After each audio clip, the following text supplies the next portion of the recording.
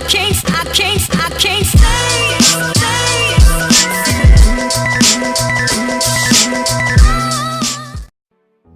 What you need to do is ask yourself this. If you took money off the table, if you didn't give a shit what anybody else thought, what's the thing you would love to be doing with your life?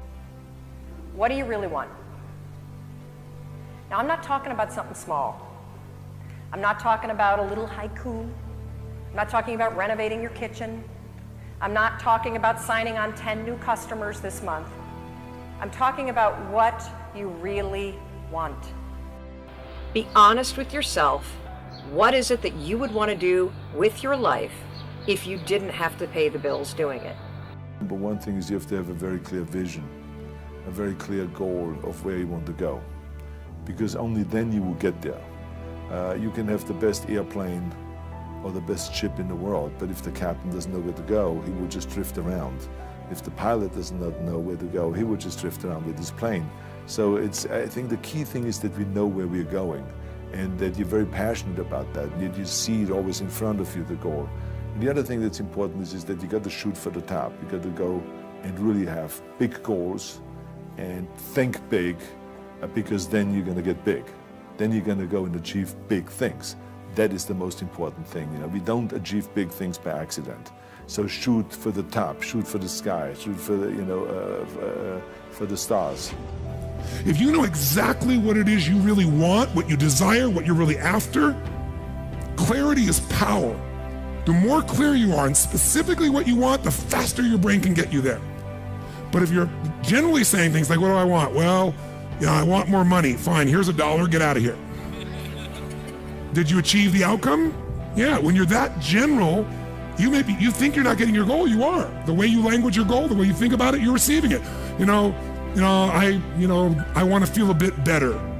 I want to lose some weight. Fine, you lost a pound, you're done. You're playing the game of poker.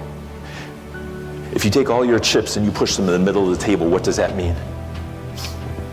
A player on the team at the time named Justin Tuck was there. And I remember he smiled, he was sitting in the back room. He said, well, if you push all your chips in the middle of the table, it means you're all in, you're ready to win, you're done going halfway. I said, okay. But what would happen if everyone shows their cards, but then you pull your chips back and you tell everyone you were just kidding? I remember he smiled even wider and said, well, if you're playing poker at my house, that's how you get punched in the face.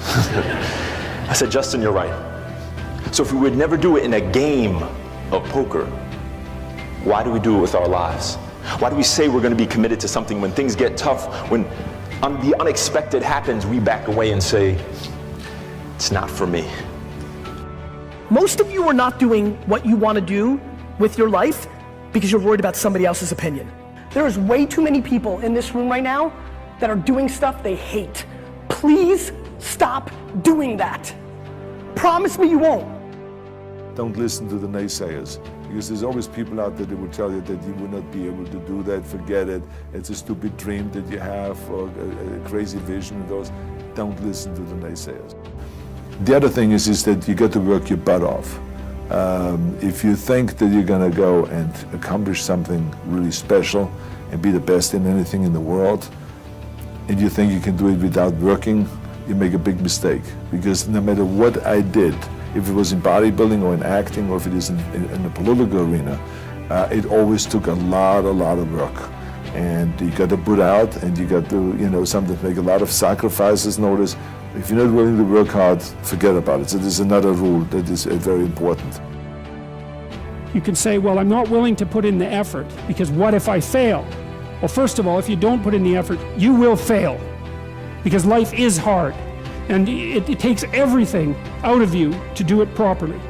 Because the question is, if you want something, what does it mean to want it? And what it means is to sacrifice whatever is necessary to get it, because otherwise you don't want it. And so there's an equation here, and I'm not claiming its ultimate accuracy, but the equation is something like, you don't want it unless you're willing to sacrifice for it.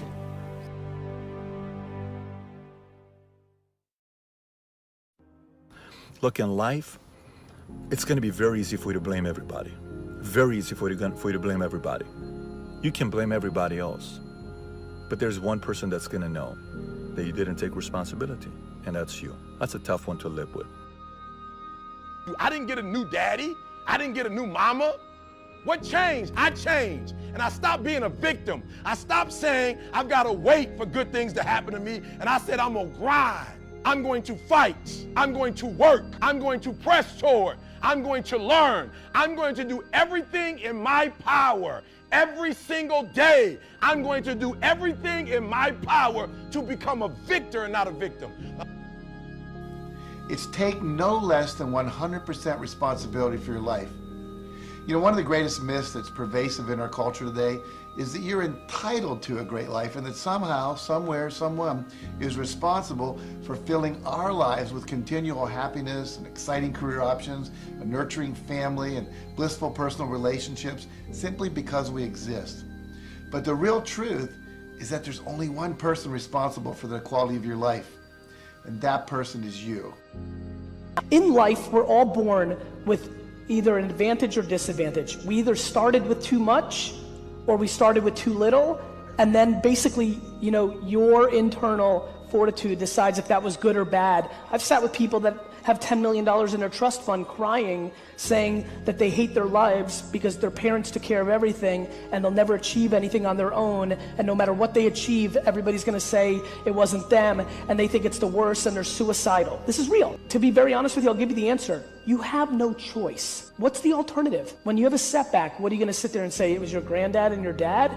I mean, you know that's not true. It's why you have so many wins. You see, you only have three things that you can control in your life: the thoughts you think, the images you visualize, and the actions you take. And how you use those three things determines everything you experience. So if you don't like what you're experiencing and what you're producing as results in your life, you have to change your mental, your visual, and your behavioral responses to the events that occur in your life. It does not matter where you come from. I have seen people come out of the desert, walk across the desert, being born in the most dire of circumstances. Doesn't matter what your mama did, whether she did or had a PhD or no D. What matters is now, this moment, and your willingness to see this moment for what it is, accept it, forgive the past, take responsibility, and move forward. See, that's the difference in how your life works out. It's not what happens, it's what you do. So here's one of the key questions of the evening. Starting tomorrow, what are you going to do that'll make a change in your life's direction? Now see, if you don't do something starting tomorrow that'll make a difference, guess what? It's gonna be the same. And see, that way you can guess what the next 5 years are gonna be like. Look at the last 5. Because the next 5 are going to be like the last 5 unless you, major key, tomorrow, change it all. Successful people take full responsibility for the thoughts they think, the images they visualize, and the actions they take. They don't waste their time and energy on blaming and complaining. They evaluate their experiences and decide if they need to change them or not. They face the uncomfortable, and they take risks in order to create the life that they want to live. And the brilliant insight that changes everything for people is realizing that responsibility is never given, it's taken. And that if you choose to take responsibility, all these doors open up, and that you get a totally different life in exchange. Next time you have a loss, next time you have a breakup, next time something happens that hurts, truly hurts, instead of blaming the world, take a piece of paper and take responsibility and say, what did I learn from this? What can I do better? What bad habits do I have that keep showing up? What bad trends do I have that keep showing up? And I'm gonna make a decision to stop it now and not blaming everybody. And if you decide to do that, don't be surprised where your life changes drastically in a positive way. We are busier than any other generation we have seen in the last 300 to 400 years. We are just as busy as we can be, and we think because we're busy, we're effective. But I want you to challenge your schedule for a minute and ask yourself, are you really being effective, or is your life cluttered with all kinds of stuff that demands you and drains you and taxes you and stops you from being your highest and best self? And are you substituting busyness and all the chaos that goes along with busyness from being effective. I think people's relationship with time, we talk about relationships with humans. How's your relationship with your kids? How's your relationship with your wife? Your dad or your parents? But we never talk about a relationship with money and time. And your relationship with time is such a key component of your life, because when you get caught in a routine, time goes so quickly. When you understand that there are maybe only 28 summers left, and if you want to truly, get as much experientially out of life, it just creates a tremendous amount of urgency. So, and the fear goes away, because you're like, shit, man, nobody on the planet, no one's gonna be here in 100 years. Do I care what he thinks that, we're not gonna be here in 100 years, so why wouldn't I take the chance? Because I'm very aware of my own mortality. I'm 50 years old, I'm turning 50, and the average American lives to be 78. And if that were the case and I was average, that means I got 28 years left. And that dictates, well, who do I want to spend that time with and what do I want to do? And that's a driving, it's like on repeat in my head. So to answer your question, that's sort of what makes me tick. I think when we start counting our age, we count up, right? We start 0 when you're born and you count up. And it has this sort of built-in assumption that it's never going to end. It just goes on and on and on. You just keep counting up, right? But there are statistical realities that you're going to die. And you're going to die at some statistical average age. And so, if I stay in good shape and I eat well, I'll probably live to around 85, and I can probably be a productive member of society in some way, shape, or form until I'm about 75 or 80. And so I don't report my age as 35, I report my age as 45. I have 45 years left to do something good in this world. I have 45 years left to achieve what I need to get done in this world. And so I very much count down, even though it might sound depressing, it's just the reality. But the inspiration is that it gives me a kick in the ass.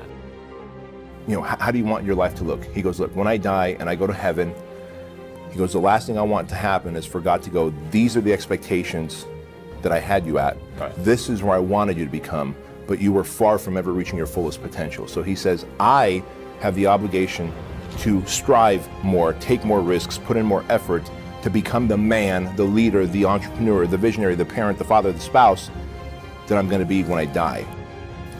Life is not just the passing of time. Life is a collection of experiences, their frequency and their intensity.